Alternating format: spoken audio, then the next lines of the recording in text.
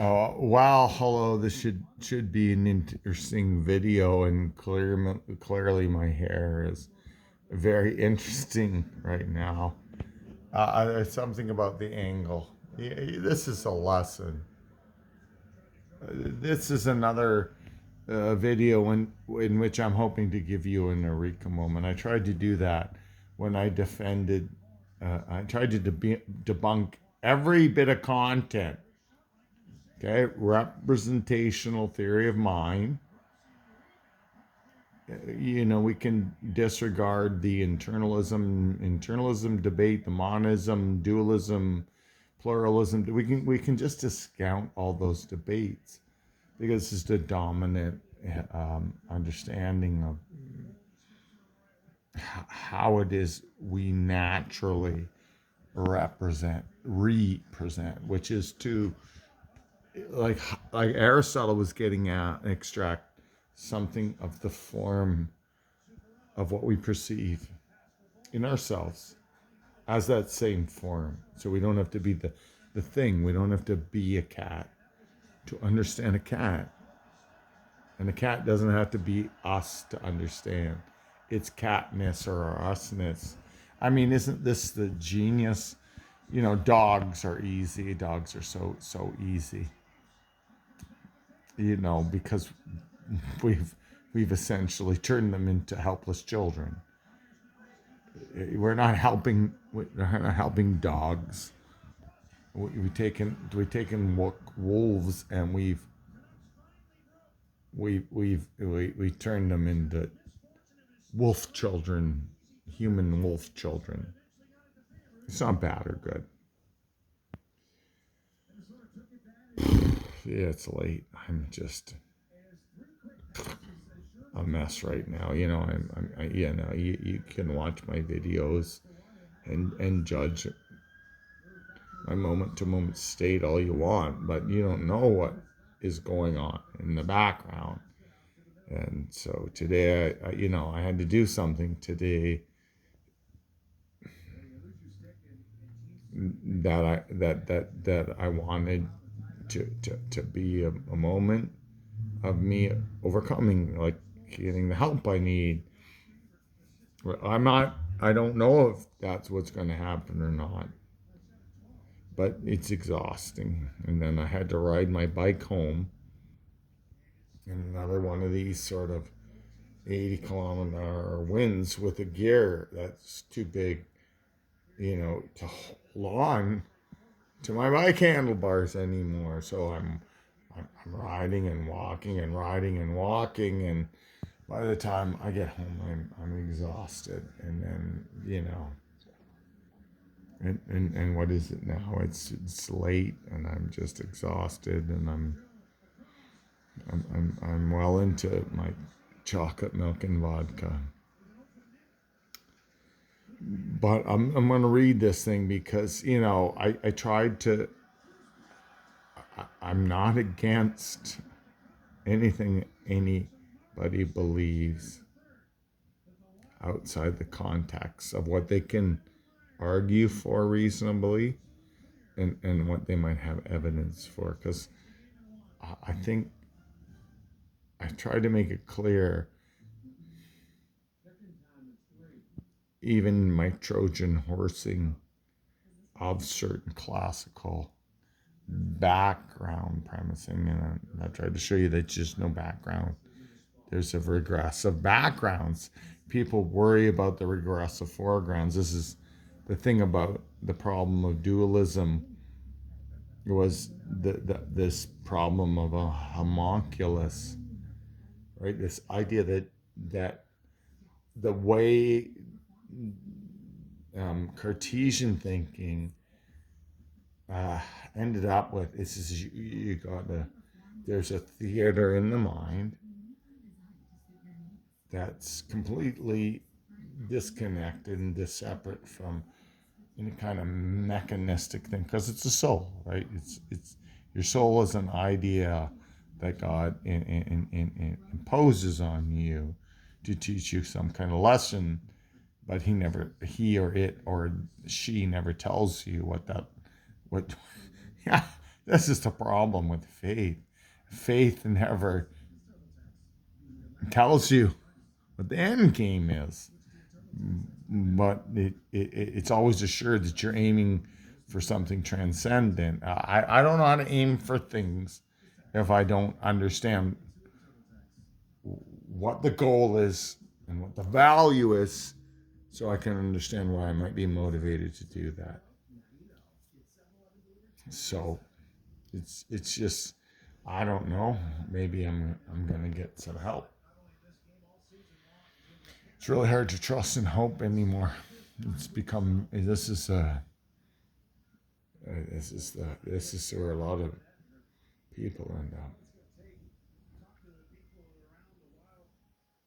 A lot more are going to be here. It's like this impulse in us to trust and hope, overcome and strive, and yet there's such a narrow part of us that controls it all, and they have no interest in our overcoming. They only want to accumulate more wealth because they see wealth as a way to control their own avoidance of facing the question of death. You're going to die. I'm going to die. I'm going to die. I'm going to die. Life, you can't come into life without facing this. If you're an animal, you're not going to suffer for it. You're just going to die. And maybe the experiences under which you die will be awful, but you have no choice because you've never reflected on your birth and death, but to radically accept the moment of your suffering on the way to dying. But humans have decided that they're gonna deny the essence of life, which is to die, and promote fantasies about living forever, which nobody wants. Read the picture of Dorian Gray. I mean, there's been so many. Yeah, I talked about Neil Gaiman, and he's being held to account now. But in the Sandman, this is a character who lives forever. And this is a relationship. So the what's his name, the main a god in the Sandman, what is the Sandman, the Oneiromancer, and I'm forgetting his because there's these gods, right? There's death and desire and dream, and desire and dream end up being the same thing. And it's just funny, the things in the moment when you're trying to be vulnerable and honest and you want to recount things, and then you can't. Anyways, that's not the point. You can't live without dying. You can't. And you can't find answers about that in life. You have to die. And this is my primary objection to all the content that anyone would have about these experiences that they think tell them something about the world before, beyond, within. I think it's the world within. I don't know. Oh, I'm already just wasting the time I have. So, like I was saying, the eureka moment in terms of talking about some of my experiences, peak, visionary, otherwise. This is not my normal day-to-day life. Has largely been concerned with, like everybody else, just trying to accrue enough power to have a little peace after having to just in some way submit to that. And that's not working for me.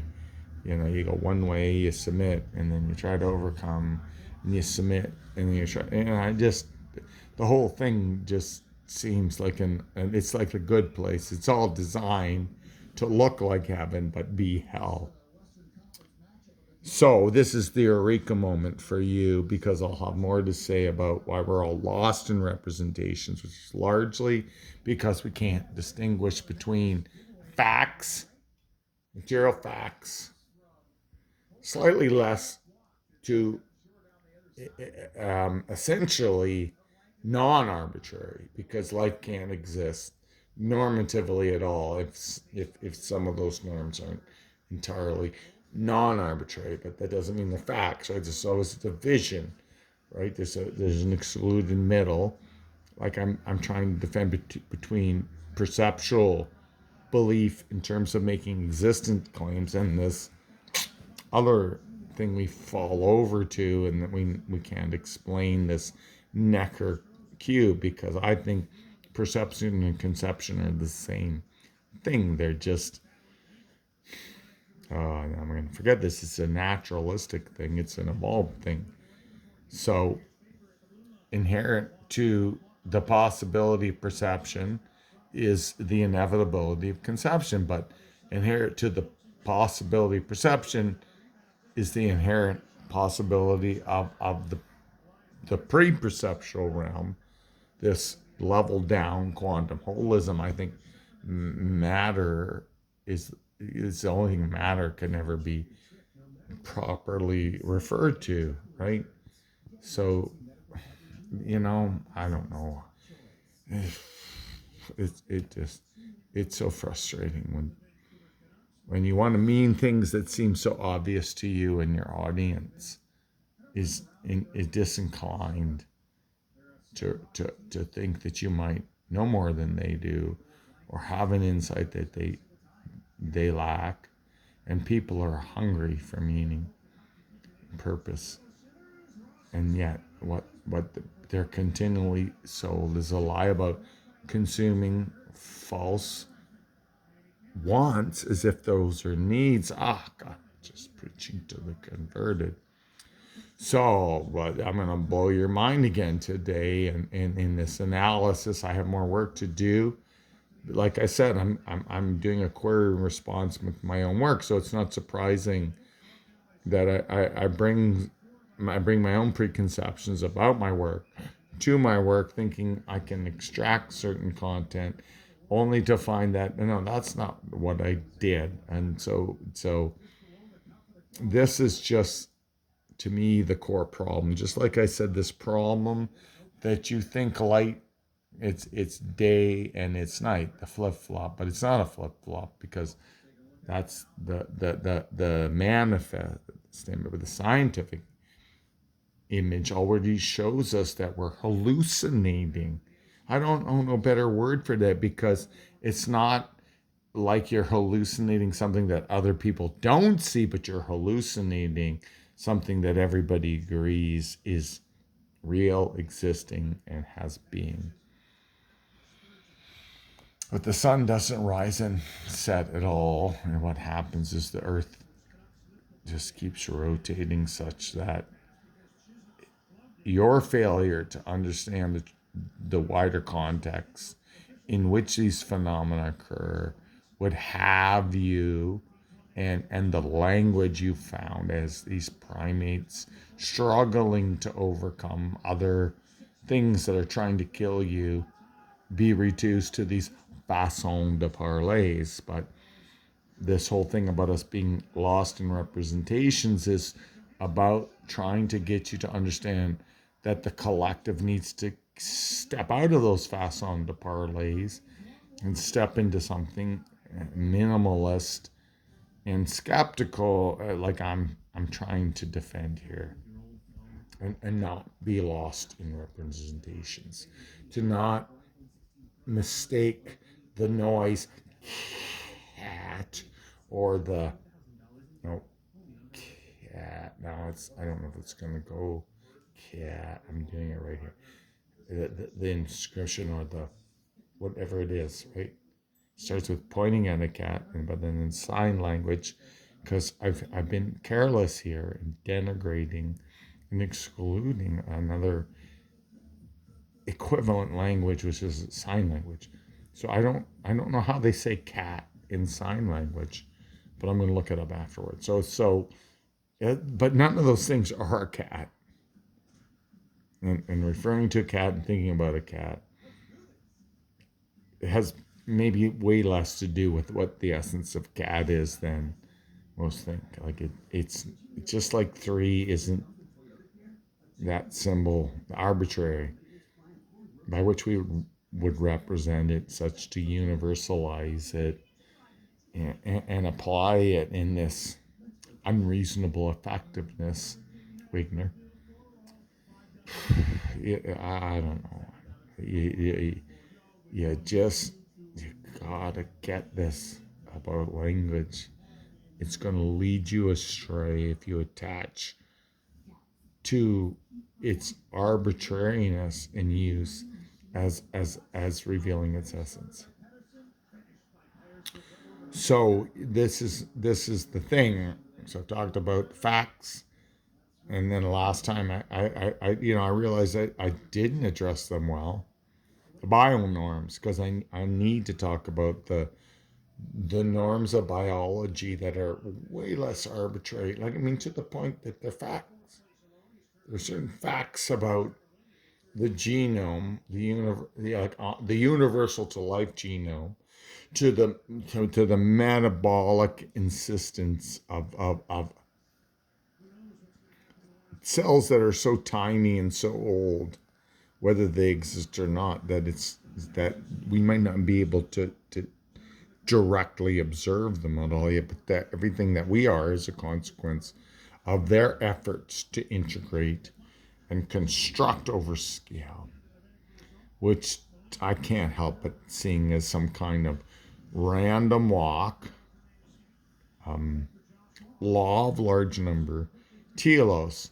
It's not a telos that we can reduce to some predetermined laws, a priori and necessity, but it's a kind of we'll know it when we see it transcendence. And I think it's about our minds transcending the life problem that we've already overcome and submitting to some hypermind ordering principle. But then the content, that's the minimal content. That's my religious slash spiritual slash against the nihilism of both religion and science. Like, this is tragic to me. What is this?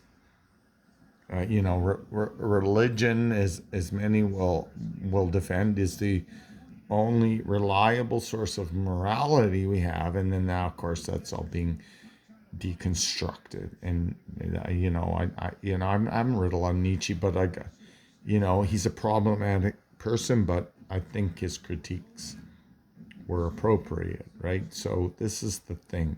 I don't have to aesthetically like a philosopher. All of those who would be philosophers or call themselves philosophers that have made enough effort, right, to try to absorb other ancient to modern or to their time perspectives. It's not necessary. So sometimes these leaps come unbidden, and to make the leaps, the people don't have to adhere to any older traditions. So this is a tension. It's a little bit of both. You gotta be novel and discontinuous with the thoughts and beliefs of history, but you also have to respect those traditions. And it's hard to say what's going to make the difference in terms of what's really innovative. And you see, innovative, but aluminium, like, this is a really interesting little legacy, a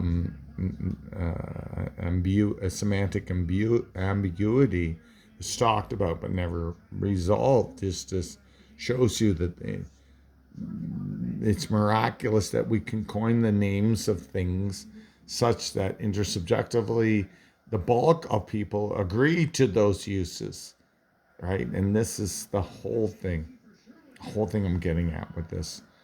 rambling presentation because of my day and my bad habit and my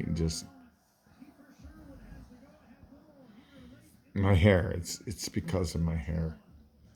So here's the little thing I'm going to read as much as I can, and to the point where I feel like I don't have to go in too far into the jargony, too esoteric stuff, because I can respond to the superficial criticisms of my work, but I'm getting tired of the repetitive and empty nature of those criticisms, and I'm going to take it on myself to not only swear less but to alter the jargon but I'm not going to defile my meaning. I'm just going to, and having these conversations of me with me, try to imagine a world in which 8 billion people would be interested in these meanings. So here's the bold claim. Just like I tried to reveal this bomb, the mic drop of our misconception of the day to light transition. I'm trying to do a similar thing here to get you to understand how lost in representations we are. And what I mean by that, it is not a fact that in North America we drive on the right side of the road. I'm just being a sophist. I just said something patently absurd, but let me say it again. It is not a fact on my technicized terms, which I'm trying to ground on other realistic, like the Trojan horse, monism, physicalism, trying to Trojan my horse myself into the classicalism. And on classicalism, although people might deem such an outcome of a symmetry breaking, because that's all it is. It's a ethical symmetry breaking. I'll explain that later. But to call what we have intersubjectively expressed and supported, because hey, Jesus, there are some people who drive on the left, countries that they all drive on, and there's no problem there. I mean, these are the exceptions that prove the rule. Most countries seem to have, and I think this is because most people are right body dominant, and that is a whole other topic of conversation. I'm a weirdo in that I'm right eye dominant, right body dominant, and that the one weird thing that I always thought I did with my left hand was writing, and I had escaped. Oh, let's just see if I can remember this thing. What was it? The thing they called it wasn't caning. It's not the switch. This is driving me nuts, because I was threatened with this as a child. That's so annoying. They would hit you with something, not caning. Jesus, this is so annoying. And no one ever did it to me, but I was threatened by it. My dad used to hit me with Hot Wheel tracks, which didn't hurt at all, but I suffered because usually it was hitting me with Hot Wheel tracks because I wouldn't eat things that I found inedible, which was squash and turnips. And yet, even though now I eat all of these vegetables, I still can't eat those two vegetables because of the association. And as a child, I learned to cry more than the bad feelings I had being hit by these Hot Wheel tracks, threatened with the belt. I'm trying, I'm not trying to wallow in my own sadness here. I'm trying to remember this. what they called this bit of corporal punishment with the ruler. Jesus Christ, I had this music teacher, and I'm such a music guy, and maybe I hurt myself. Miss Fell, and she was difficult. She was the first teacher I ever had that just made me rebel, and I said that I said "F you" as 6 or 7 under my breath, and she sussed that out, and that I got sent to the principal's office, and my that was where they threatened me with this. Oh, this is so annoying. It's what the nuns used to do. And you got to watch this. And the Blues Brothers, like that's the same thing in the Blues. I'm getting way off topic. Okay, let's try this one more time. It is not a fact that in North America we drive on the right side. What can I possibly mean? Of course, it's a fact. It's not only a fact; it's a necessity. Those who fail to embrace that fact get into head-on-head collisions, which doubles the energy because it doubles the effective velocity. Uh, do you understand reaction? I mean, again, I think that unless you pass grade 12 physics, and we should have a physics course designed around confronting these insane things we believe about the limits of our behavior, that we can drive at 100 kilometers an hour 10 feet off the back of another vehicle and go, well, I can stop. I just have to put my foot on the brake. Well, no. I think if you don't pass a reformed sort of grade 12 physics, you shouldn't get to drive until you're 25. You should, like, if you get these overconfident boobs who believe this insanity about what they can and cannot react to,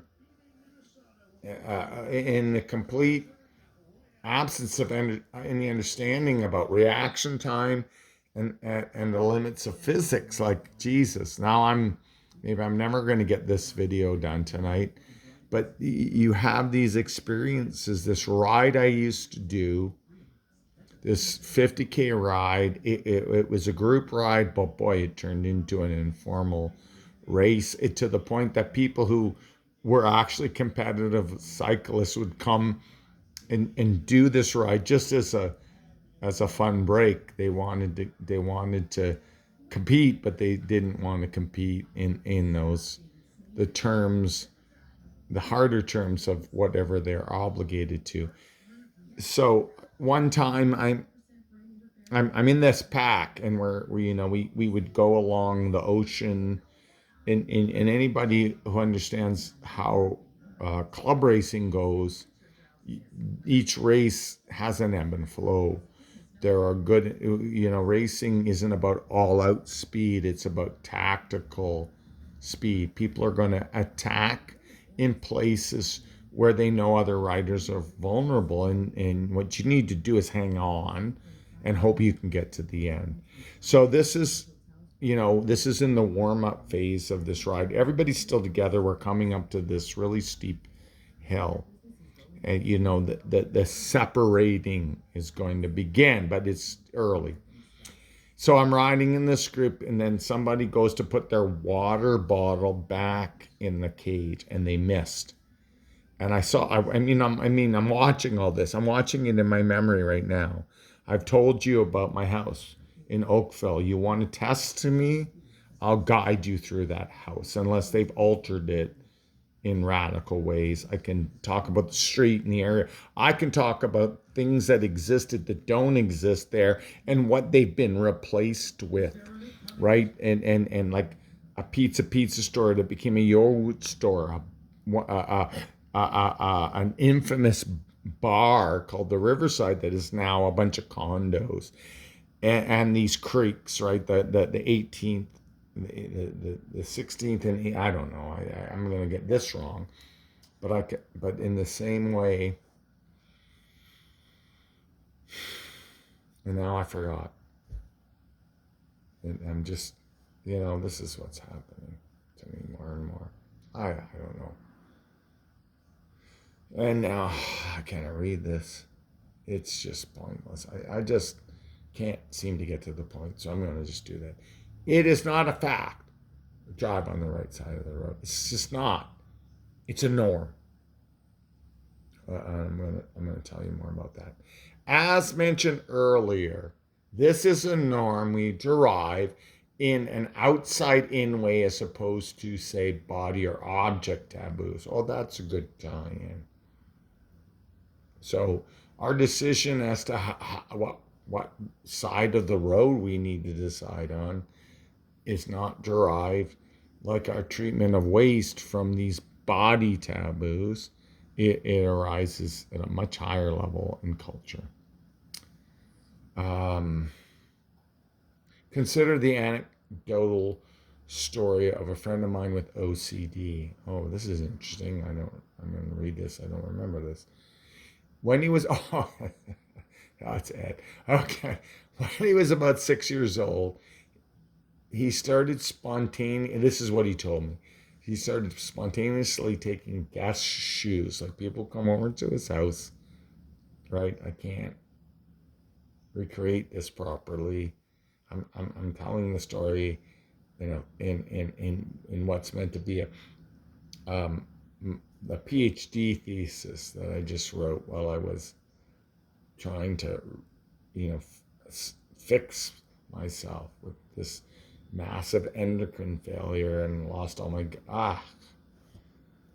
So of course I could tell this story so much better, and I wish my friend, my ex-friend, were here to give me that feedback. But anyways, this is the thing about certain behaviors that just seem to be in us and just emerge for no account, for no cause, no genetic or epigenetic or phenomic cause, except that this is the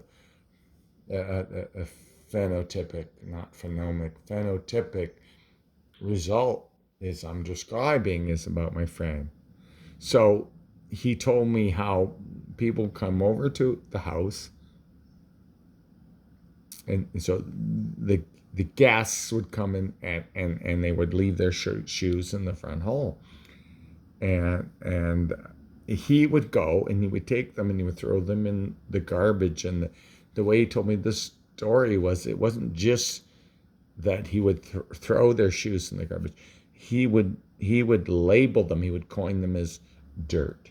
Okay, I used to call the bruises on bananas gurts. So this is the thing about language and innateness, and like parents, you can't teach your children language well or poorly because you're not teaching them language at all. You can only disrupt, you can support or derail that process based on your own biases about how language works, this is my whole point. Your children, unless they're being strangled or raped every day or forced to live in a cage or in a closet under the stairs, and none of these things are things that don't happen to children. This is what's so horrible.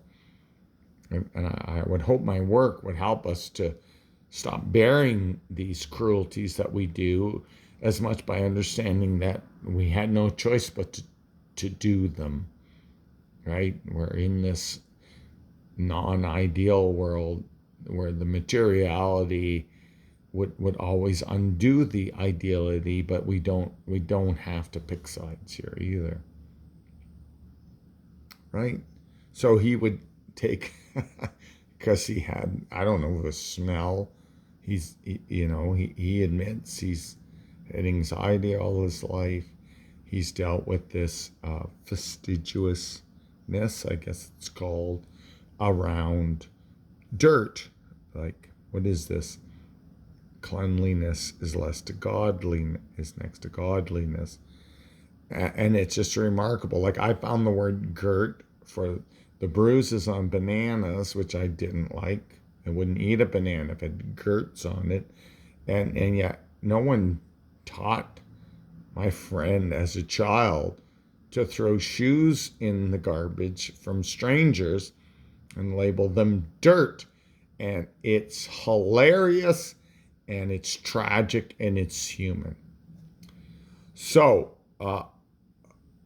this way my friend came to poo poo stranger shoes, it's I don't even know the word. This is not how we came to ride mostly on the right side of the road, right? And I'm just discounting the UK, and there are a couple other countries in the marginal case here. And what's telling is that people can adapt to these switches. So symmetry breaking in this sense, and in the background, this need to impose these symmetry breakings to to take ambiguities, cultural ambiguities of function and culture and infrastructure, and reduce them, right? Symmetry breaking. This is so important in physics. This notion of symmetry, but that it's broken. And it seems to me that the most symmetrical thing that could ever exist is infinity. And the fundamental break, which is not a literal mathematical break, is going to be what takes us into finitude and fallibility, and this confused notion that I'm trying to dispel you, that it's a fact that in North America we drive on the right side of the road, because that's no fact at all, because it's not necessary and it's not a priori. And I think that's implicit in my analysis, that facts only pertain to the pre-mindful and pre-vital world, but we're entangled in that in a way that we're never going to render that without this normative contamination. And that's what the whole pH versus water hardness is about. We can't take the norms out of facts, but there's a spectrum here from the absolutely necessary, right, and recoverable from the datamorphic operations of sound scientific methodology. But I'm going to say it's limited. By the time we get to biology, that mindset, monism, physical realism, is just going to kind of fail once we get to the normative level. And ultimately, I want to dissolve the fact norm distinction. So once again, I didn't do what I wanted. My video is going along again, and I'll have to pick it up from here, because I just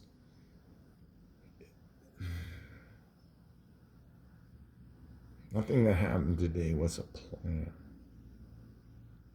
And if you think you can plan out your future and have it go that way, well, I think you're confused about how reality really works. I was confused in that way because of my entitlement. I'm no longer confused in that way. I don't know if what I'm doing now is more or less of that. That's for you to decide. But you need to talk to me first. If you think you can just, you can go pierce through in this way, because you can't. To understand my meanings, because in the way my fingers won't pierce through this false surface of virtuality. I expect you'll fail in the same way to engage with my meanings, which are not in my words or symbols or sentences are at all. They come from a mysterious source. Still not getting, this is going to be a long subtopic, I guess, because I think I'm getting close, a video of 2 or 3, but I've set the stage, and tomorrow I hope to just explain to you, I hope, slim hope, why it is not a fact in North America we drive on the right side of the road. We mostly do, but that we mostly do, I don't think is assimilable to a fact at all. And if you can understand this, you can understand why so much of the ongoing human conflict is making this same general mistake, confusing the most arbitrary norms, which are the far end of the cultural norms, with this idea of the facts of natural law and physics, and nothing can be further from the truth. Finger on the button.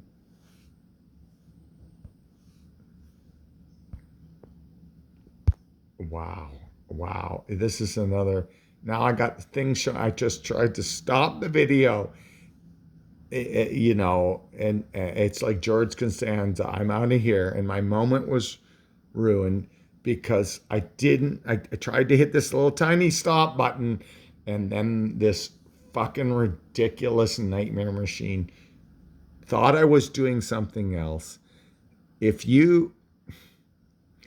AI is a misnomer.